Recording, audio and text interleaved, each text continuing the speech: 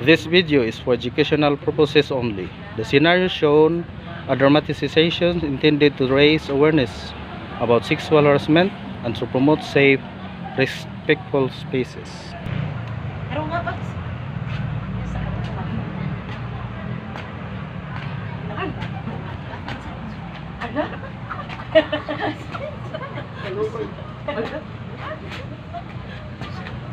Uy, taro nga paglakaw. Ay, kay nguna na paglakaw. Ay, ma'am. Nabi tayo mga tao dito nga bugal-bugal ni sa ako. Katawan ko nila niya. Nangitap na ka.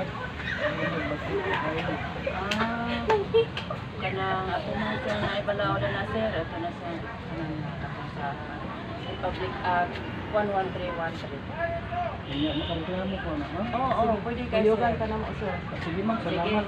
Abay, bless you. Asa mo mo ato sa ate?